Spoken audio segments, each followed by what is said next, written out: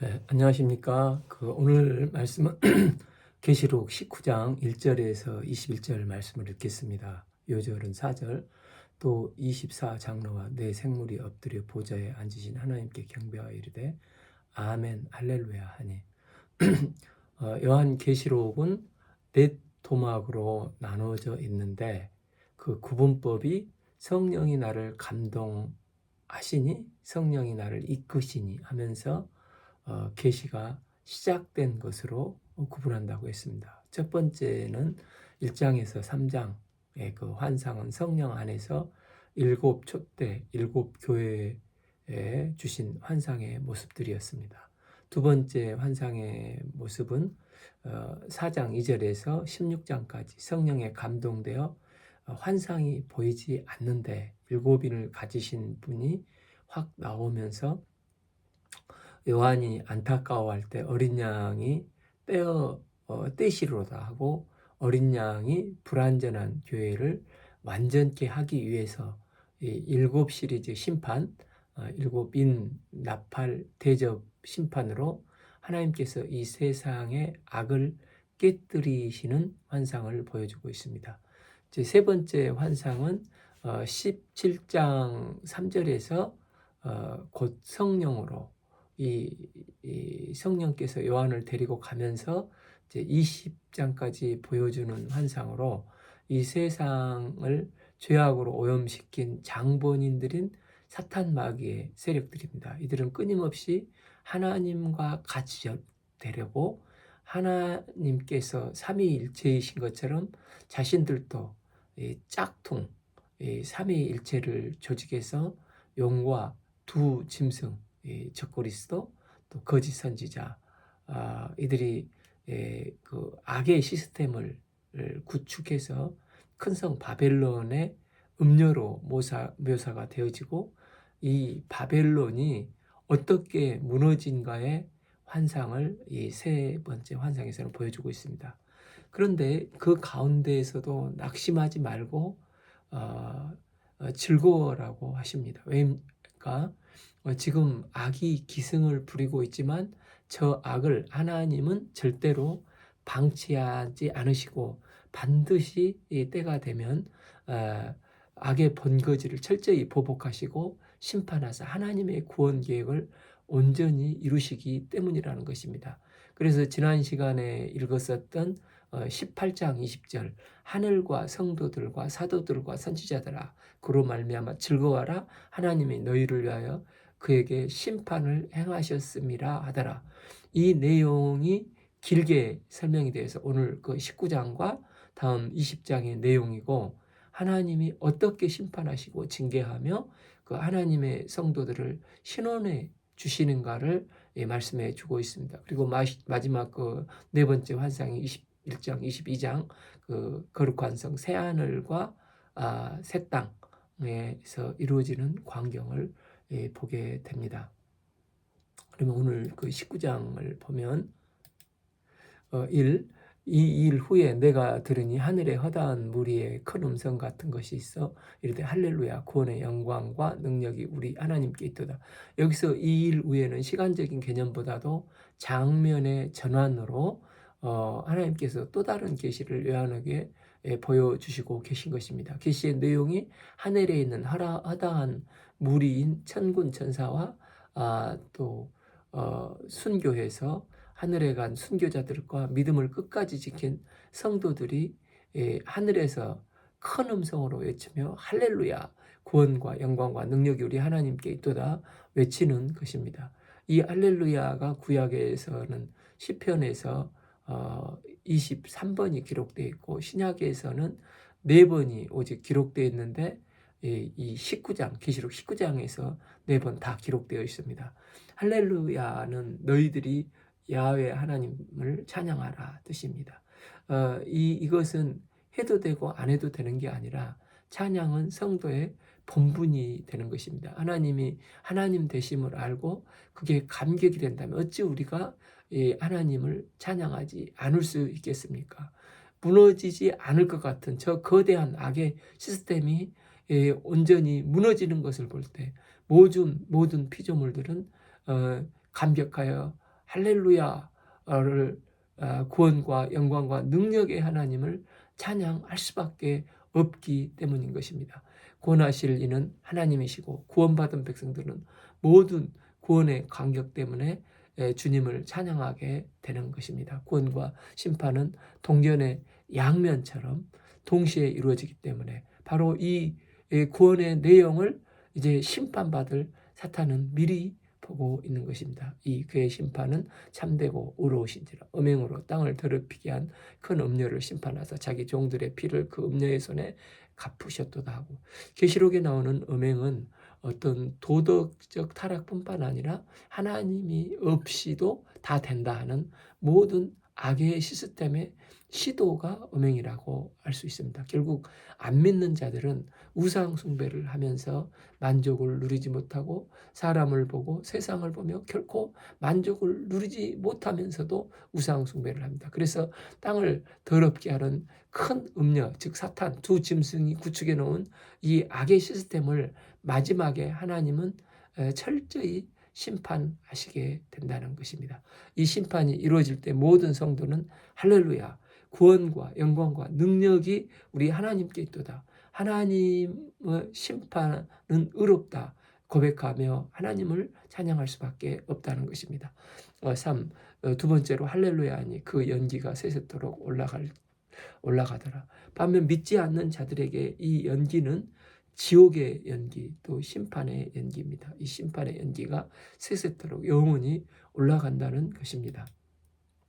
창세기 19장의 그 소돔이 멸망할 때 온기가마에서 연기가 올라갈 듯이, 또 이사야서 34장 10절 낮에나 밤에나 꺼지지 아니하고 그 연기가 끊임없이 떠오를 것이며 세세에 황무하여 그로 지날 자가 영영이 없겠고, 이 말씀처럼 지옥불이 되어서 최후의 심판의 연기는 영원히 이어진다는 것입니다. 이때 가증한 것들이 멸망하며 피어오르는 심판의 연기를 성도들은 보면서 감탄하고 공의로우시고 의로우신 하나님의 심판이 진짜 이루어진 것에 대한 찬양이 터져 나오는 것입니다. 이때 마치 그 홍해 바다에 그 애굽 철병거가 일시에 다 수장되면서 그 하나님의 권능이 찬양이 흘러 퍼지는 모세의 노래처럼 하나님을 하나님을 향한 이런 감격과 기쁨의 눈물에 찬양이 터진다는 것입니다. 4. 또 24정로와 내 생물이 엎드려 보좌에 앉으신 하나님께 경배하며 이르되 아멘 할렐루야. 5장에서 불완전한 상황과 여의치 않는 조건 속에서도 끝까지 믿음을 지키고 이긴 자들의 대표들이 24장로들입니다. 또 내 생물은 천사를 대표하고 있습니다. 소같이 충직하고 사자같이 강인하며 독수리같이 신속하고 사람의 얼굴같이 인격과 지혜를 지닌 하나님의 이 천사들이 하나님을 보호하고 있습니다. 그런데 이런 영들도 엎드려서 하나님을 아멘 할렐루야 하나님을 찬양하고 있다는 것입니다. 천국에는 이런 경배와 찬양이 쉬지 않고 흘러 퍼지는 것입니다. 또 네 번째 찬양은 무엇입니까? 6. 또 내가 들으니 허다한 무리의 음성과도 같고 많은 물소리와도 같고 큰 우레소리와도 같은 소리로 이르되 할렐루야 우리 주 하나님 곧 전능하신 이가 통치하시다. 많은 물소리는 마치 나이아가라 물소리와 같이 엄청나게 웅장하고 거대한 것입니다. 또 우레도 한번 우르르 쾅쾅만 해도 우리는 긴장을 하게 되는데 이게 계속 치게 되면 두렵기까지 하지 않습니까? 이처럼 무시무시한 물소리와 내성이 하늘에 있는 천군 천사들의 찬양 소리로 엄청난 소리로 들린다는 것입니다. 그 당시에는 로마의 황제인 네로나 도미티아누스가 온 세상을 통치한다고 생각을 했습니다. 누구나 그들 앞에 제대로 아무 말도 못했고 예수 믿다 발각되어 잡히면 핍박받고 심지어 순교를 당해야 했습니다.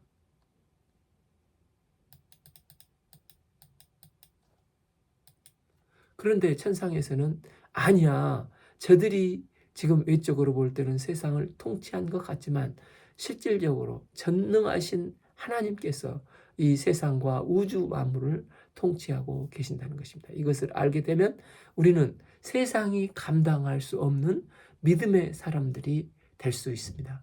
분명한 것은 전능하신 하나님이 이 세상을 통치하십니다. 때문에 어떤 상황과 어떤 환경 속에서도 우리가 입술을 열어 하나님을 찬양하는 삶을 살아야 되는 것입니다. 세상을 지배하는 것은 황제나 나에게 주어져 있는 어떤 환경이나 물질이 아니라 전능하신 하나님께서 우리를 통치하시고 다스리시고 인도하시기 때문에 그렇습니다. 그러면 7 그러면서 7 우리가 즐거워하고 크게 기뻐하며 그의 영광을 돌리세 어린 양의 혼인 기약이 이르렀고 그 아내가 자신을 준비하였으므로.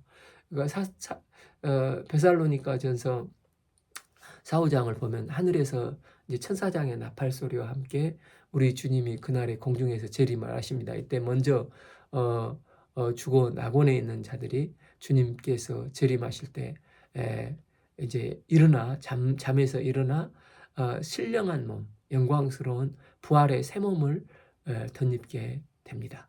또 살아있는 자들도 공중으로 들림을 받게 되어서 주님과 함께 같이 있게 됩니다. 이때 주님과 함께 머물러 있을 때 그 밑에 유리 바다가 있습니다. 앞부분은 수정 같은 유리 바다였다가 이제 주님이 재림하실 때에는 피가 섞인 유리 바다가 됩니다. 이는 산 성도들의 들림받은 죽었던 받고 이제 죽었던 성도들은 영광스러운 새 몸으로 변화되지만 유리 바다 밑 땅에 하나님을 제대로 못 믿었거나 또 불신자들 악한 쭉정이들만 남게 되어서 7 대접의 심판이 쏟아지게 됩니다. 이 포도즙의 심판으로 이들이 그때 초토화가 됩니다. 그때 몇 달란트가 되는 우박이 쏟아지는데 한 달란트가 36kg라고 하는데 뭐 야구공 기껏 해봐야 한 1kg 정도밖에 되지 않습니까? 그런데 이 야구공만한 큰 우박이 쏟아져도 막 초토화되고 난리가 아닌데 36kg 이런 많은 그 우박들이 쏟아지게 되면 완전히 피 터지게 박살이 나버리는 것입니다. 그러니 땅에 피 섞인 유리 바다로 아래를 쳐다보는 성도들은 하나님께서 무섭게 심판하심으로 보복해 주시고 또 신원해 주심을 보고 아 바로 이것이로구나 하면서 즐거워하고 크게 기뻐하며 주님께 영광을 돌리고 하나님의 심판은 의로우시다 찬양을 하게 되는 것입니다. 그러면서 이 심판이 끝나게 되면 뭐가 이루어집니까? 8. 그에게 빛나고 깨끗한 세마포 옷을 입도록 허락하셨으니 이 세마포 옷은 성도들의 옳은 행실이로다 하더라. 그때 신랑 되신 예수님과 이 교회 그리스도의 성도들 간에 공중 어린 양의 혼인잔치가 벌어지게 됩니다. 그런데 이 신부는 세마포를 입었는데 빛나고 깨끗한 세마포로 이게 성도들의 옳은 행실이라는 것입니다. 웃지 못할 일은 92년 그 다미 선교회에서 성경을 사사로이 풀다가 주님이 재림한다고 거짓말을 쳤죠.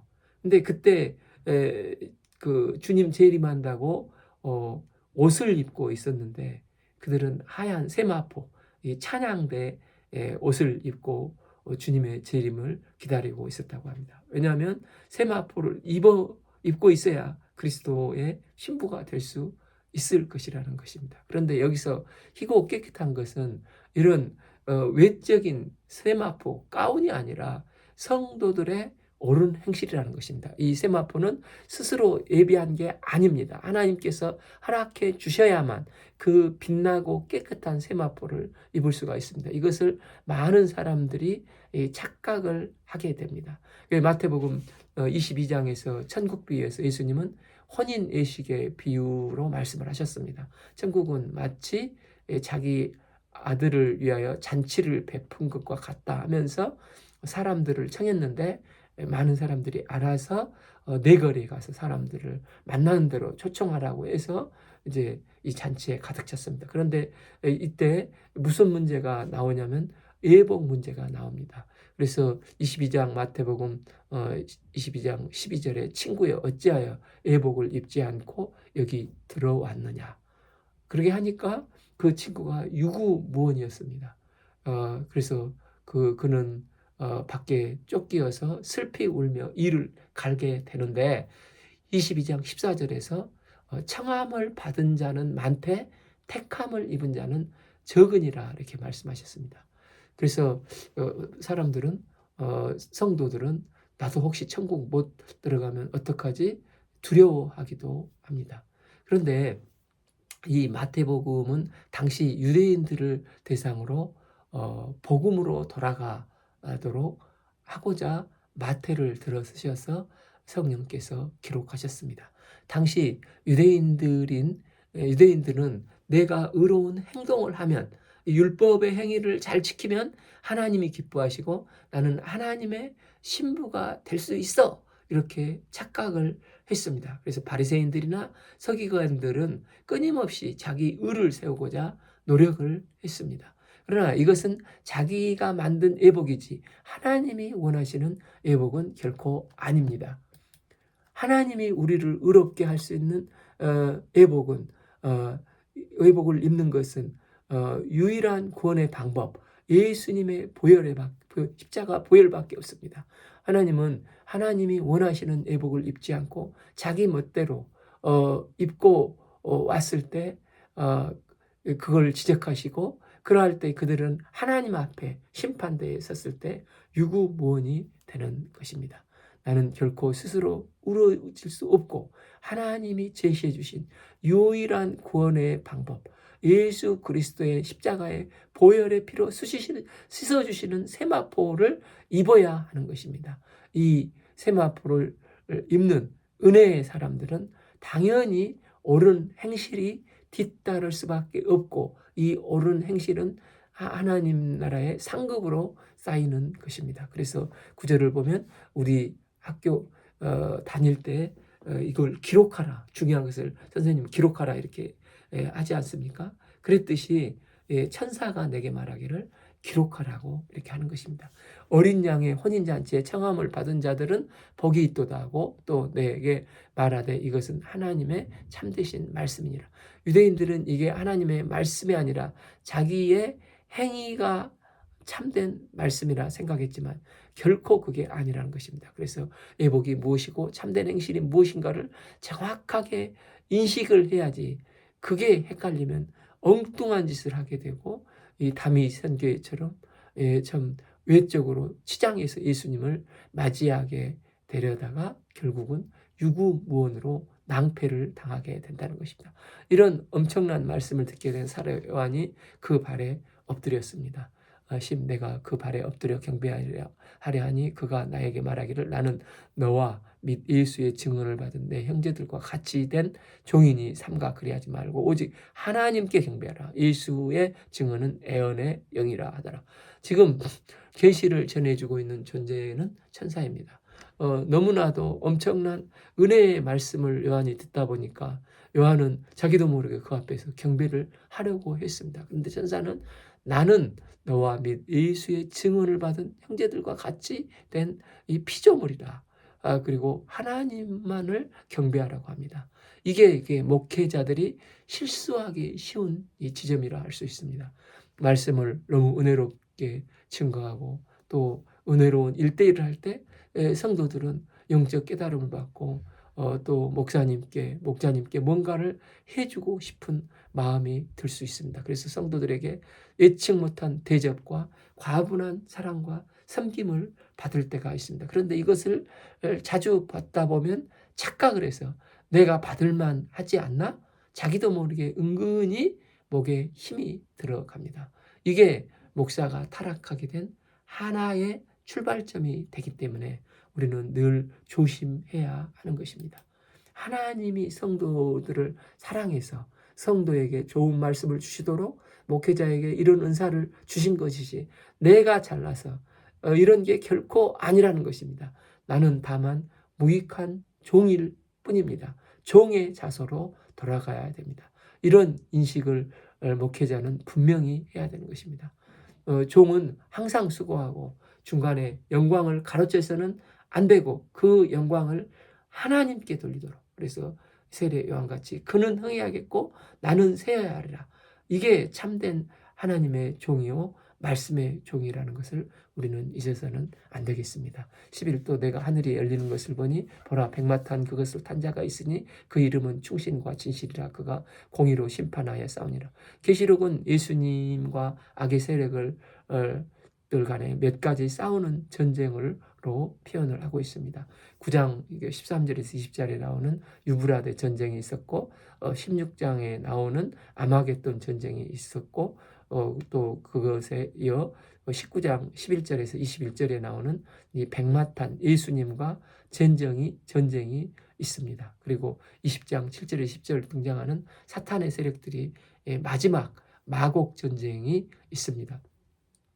어떤 학자들은 이 전쟁은 한 전쟁인데 전쟁의 국면에 따라 벌어지는 각도에 따라서 달리하는 전쟁이다 주장하는 경우도 있습니다.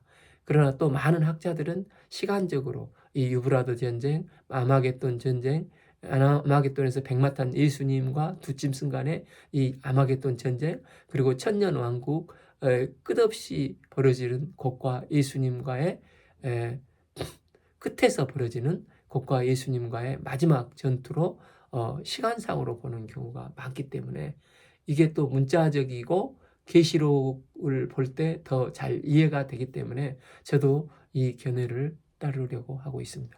좀 더 정리하자면 유브라데 전쟁은 예수님께서 나팔 불 때 천사가 갇혀 있다가 풀려나서 무저갱에서 아볼론이라는 짐승이 불러 나오고 그러면서 마병대 2만만에 엄청난 많은 마병대가 조직이 되어서 이마에 666 인을 맞지 않는 자, 또 불신자, 증인들을 해치는 무시무시한 전쟁과 재앙이 벌어집니다. 바로 이게 6번째 나팔이 불려질 때 무섭게 하나님의 백성들을 핍박하고 괴롭히는 일들이 벌어지게 되는 것입니다. 그래서 하나님은 하나님의 백성들을 보호하기 위해서 예비처로 이렇게 옮기시는데 용이 더 화가 나서 이제 막 물을 토해서 하나님의 백성들을 삼키려고 하니까 하나님께서 주의 백성들을 빼돌리고 이제 들림받고 휴거돼요. 이제 용이 더 화가 나서 하나님의 백성들과 비스무리한 사람들을 해하려고 유브라데 강으로 향해서 그 하나님의 백성과 유사한 유대인들을 좀 핍박하고 또 전쟁이 유브라데에서 이제 일어나는데 그때 참 많은 사람들 계시록 8장을 보면 이 전쟁으로 약 3분의 1이 죽게 되는 것입니다. 또 이제 유브라데 건너편에서 아마겟돈에서 이제 두 짐승과 악의 세력들이 대대적인 악의 세력을 구축해서 하나님과 또 아마겟돈 전쟁을 일으킵니다. 이때 예수님께서 공중으로부터 재림을 하시게 되어 악의 세력들과 싸우는 전쟁이 이 백마탄 주님의 모습과 악의 세력과의 전쟁이 시간적 흐름으로 이어지게 되는 것입니다. 11절을 보면 또 내가 하늘이 열리는 것을 보니 보라 백성과 백마와 그것을 탄 자가 있으니 그 이름은 충신과 진실이라. 그가 공의로 심판하여 싸우더라.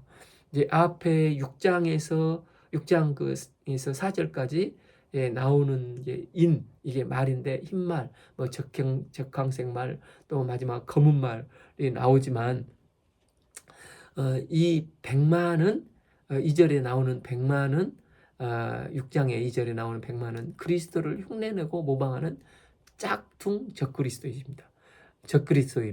그런데 19장 11절에 백마 타고 오시는 예수님은 진짜 예수님이십니다. 그래서 하늘이 열리고 이 백마 탄 예수님이 사탄의 세력들을 다 심판하시고 이기십니다. 그런데 이 주님의 이름을 명확히 말해주지 않고 그 이름의 존재가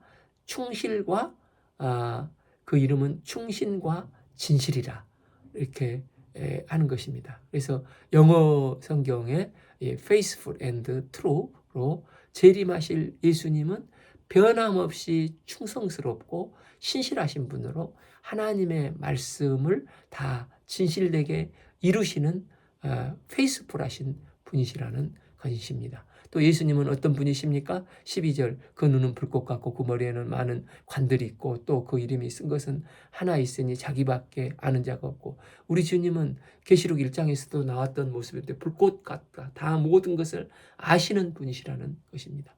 또 머리에는 많은 면류관이 있다는 것입니다. 계시록은 두 가지 이제 면류관이 있는데, 첫 번째 마라톤 선수가 받는 이 스테파노스 월계관 면류관이 있고, 또 디오데마타라는 왕이 쓰는 면류관이 있는데, 여기에 면류관은 디오데마타입니다. 주님은 왕이시기 때문에 면류관을 쓰십니다. 예수님은 유대인의 왕이실 뿐만 아니라 온 민족, 온 세상, 온 우주 만물의 왕이 되십니다. 주님은 모든 세대의 알파요 오메가이시기에 많은 면류관이 있습니다. 또 자기 이름밖에 없다는 것은 예수님이 최고의 신이라는 것입니다. 이 예수님의 이름은 너무 존귀하고 고귀해서 지금은 우리가 예수님의 이름밖에 모르지만 천국 가게 되면 그분의 비밀스러운 이름을 알고 우리는 깜짝 놀라면서 아, 예수님이 이런 이름도 있으셨어 하고 놀라게 된다는 것입니다.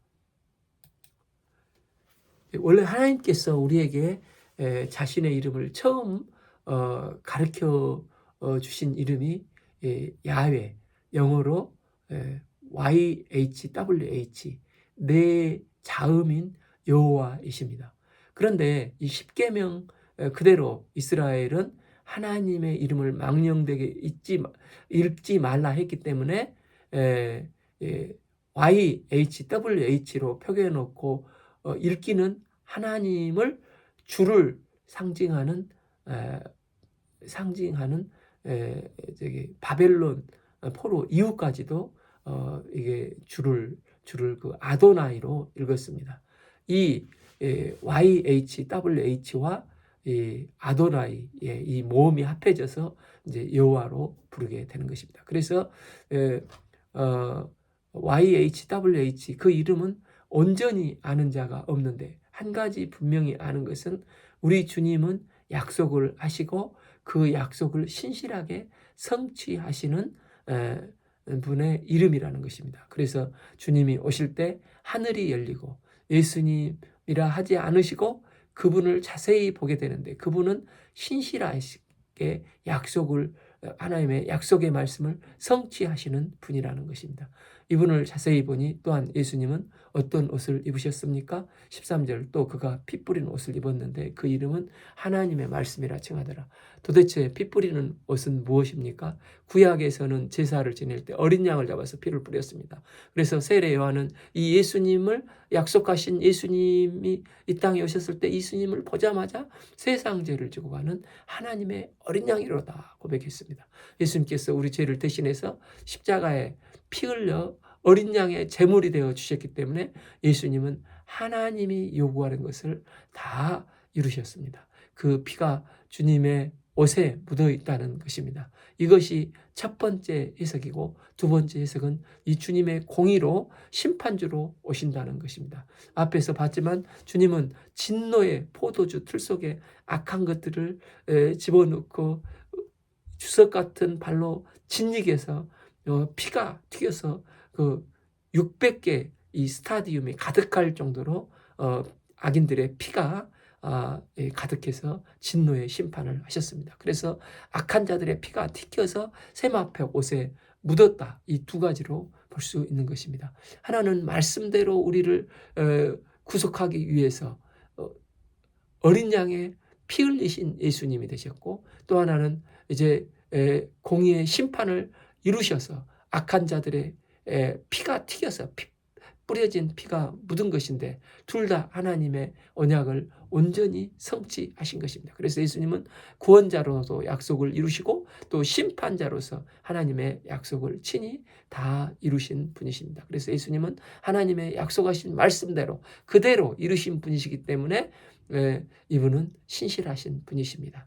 또 하나님의 말씀이라고 하시는데 참 요한복음 1장 1절 태초에 하나님 말씀이 계시니라, 이 말씀이 하나님과 함께 계셨고 또 이 말씀은 곧 하나님이시라. 14절에 말씀이 육신이 되어 우리 가운데 거하심에, 이런 표현은 사도 요한만의 독특한 어법입니다.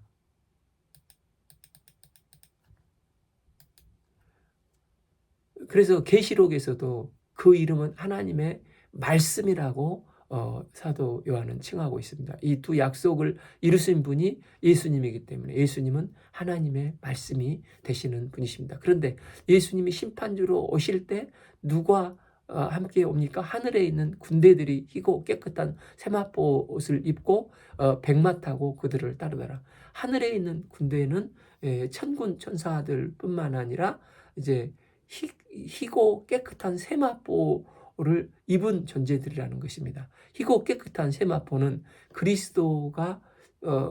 그리스도의 신부입니다. 즉 이들은 예수 믿고 이미 죽어 낙원에 거하고 있는 성도들이 주님 재림하실 때 영광의 몸으로 주님 재림하실 때 주님을 따라 함께 올 것입니다. 또 믿음으로 살아있을 때 들림받은 자들도 다 포함해서 이들은 세마포를 입는 보통 하늘의 군대라고 표현을 하는 것입니다.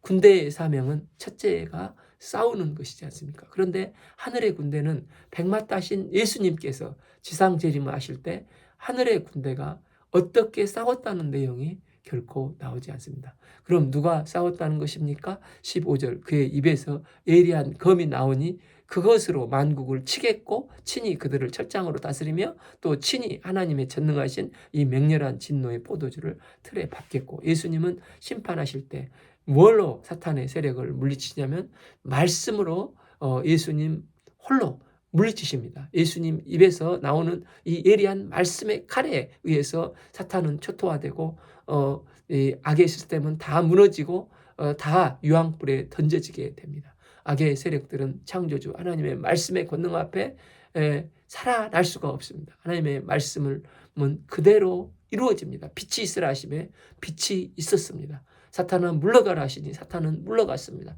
예수님이 말씀하시면 물이 포도주가 됩니다. 예수님이 나사로야 나오라 말씀하시면 죽어 썩어내는 냄새나는 나사로가 무덤에서 벌떡 일어나 나오는 것입니다. 마태복음 8장에서 백부장은 말씀만 하옵소서 했더니 죽을 병 걸린 하인이 낫고, 이처럼 주님의 말씀은 권세와 능력이 있는 것입니다. 이 예리한 말씀의 검으로 만국을 예수님은 치십니다. 이 만국은 그렇게 회개하고 돌아오도록, 그렇게 경고하고 또 기다리고 은혜의 시간들을 줬음에도 불구하고 끝끝내 돌아오지 않고 오히려 짐승에게 무릎 꿇는 모든 사람들을 가리킵니다. 성도를 그들은 괴롭히고 피 흘리게 했습니다. 이런 자들에게 재림의 주께서는 이제 공의로 철저하게 심판을 하시는 것입니다. 16그 옷과 그 다리에 이름을 쓴 것이 있으니 만왕의 왕이요 만주의 주라 했더니, 이 주님은 누구도 부인할 수 없는 신실하시고 하나님의 사랑과 복음을 죽기까지 증거하셨던 충실하신 만왕의 왕 만주의 주 예수 그리스도이십니다. 하늘의 군대는 그저 예수님의 심판을 바라만 보고 쳐다만 보고 있을 뿐입니다. 마지막에 예수님께서 백마 타고 오실 때 악의 세력들을 다 멸하시는 전투에서 예수님께서 홀로 다 행하신다는 것입니다. 이것을 성경은 주의 날, 여호와의 날로 주께서 이 모든 일을 홀로 행하시는 것을 말씀해 주고 있습니다. 곧 있게 될 이제 그 중무 월드컵에서 손흥민이 혼자 막 3골, 4골을 넣어서 우리가 이기면은 그날은 손흥민의 날이라고 부를 것입니다. 이처럼 주님의 재림하실 때 이 악한 세력을 예수님께서 다 멸하시고 행하심으로 이기심으로 그날은 주의 날이 되는 것입니다. 그 당시 만왕의 왕은 도미티아누스 황제라고 생각을 했습니다. 그런데 예수님만이 만왕의 왕이시오 만주의 주가 되시는 것입니다. 예수님이 초림할 때는 연한 순과 같이 한 아기로 오셨고, 또 예루살렘 입성하실 때 새끼 나귀를 타고 입성하셨지만, 그러나 이제 부활하신 예수님께서 이 땅에 오실 때는 백마 타고 오실 때는 어마무시한 권세와 권능을 가지고 이 땅에 오셔서 그 크신 위험으로 심판을 행하시게 되는 것입니다. 그러면서 그 당시에는 이 모든 세계를 지배하고 역사를 주관하고 착각하는 자들은 그날에 주님의 포도주 틀에 밟혀서 영원히 멸망의 지옥으로 떨어져 나가게 될 것입니다. 17. 또 내가 보니 한 천사가 태양 안에서 서서 공중에서 나눈 모든 새를 향하여 음성으로 외쳐 이르되 와서 하나님의 큰 잔치에 모여. 앞에서 공중의 혼인잔치는 기쁘고 즐겁고 영광스러운 혼인잔치, 온전한 혼인잔치였습니다. 그런데 지금 여기에 잔치는 무시무시한 잔치가 벌어지는 것입니다. 18. 왕들이 살과 장군들의 살과 장사들의 살과 말들과 그것을 탄 자들과 살과 자유인들이나 종들이나 작은 자나 큰 자나 모든 자의 살을 먹이라 하라. 이 잔치는 공중에 있는 새들이 시체를 뜯어먹는 무서운 잔치였습니다. 이 새들은 어떤 새들입니까? 까마귀, 독수리, 부엉이 등 다른 것을 잡아먹고 시체를 뜯어먹는 맹금류 새들로 무시무시한 잔치를 벌이고 있습니다. 이것은 권력과 종교가 결탁을 했을 때, 이 적 그리스도와 거짓 선지자와 이 결탁을 했을 때 이런 최후의 심판을 받게 되는 것입니다. 예수님 당시에도 헤롯 당과 사두개인들이 결탁을 했지 않습니까?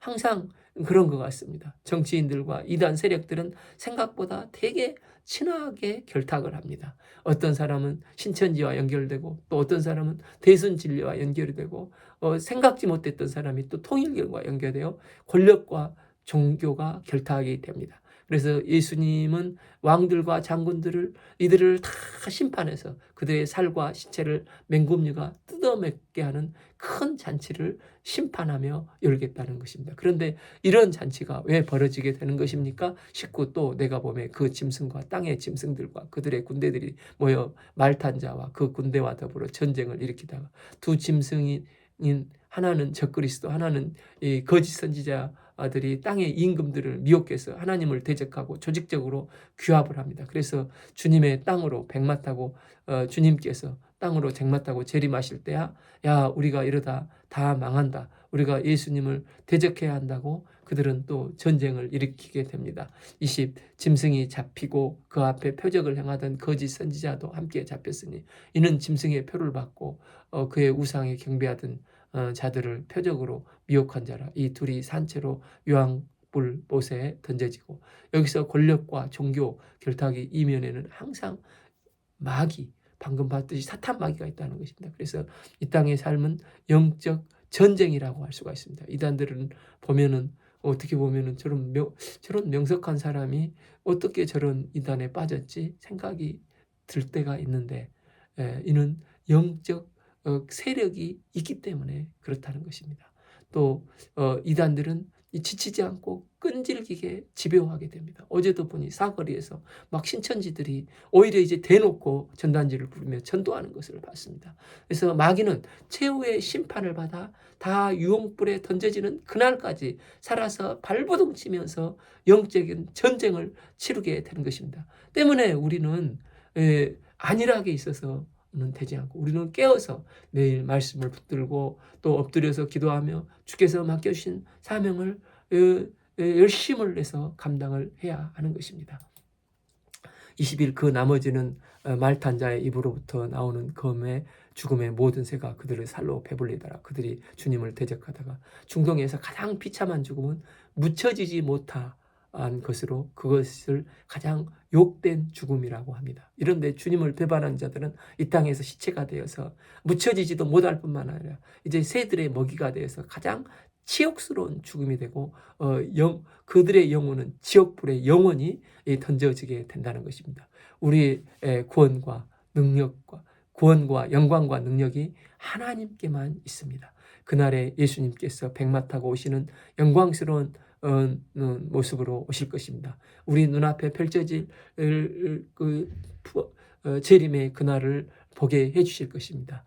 이게 그 요한계시록이 우리에게 주시는 소망의 메시지입니다. 예수님께서 최후에 승리하시는 그날까지 우리는 구원과 영광과 능력이 하나님께 있다는 것을 알고 주님을 찬양하며 영적으로 무장해서 예수님께서 신실하셨듯이 우리도 늘 깨어 그날까지 성령의 도우심으로 승리하는 삶을 살아갈 수 있기를 기도합니다. 오늘 말씀은 계시록 19장 1절에서 21절 말씀을 읽었습니다. 감사합니다.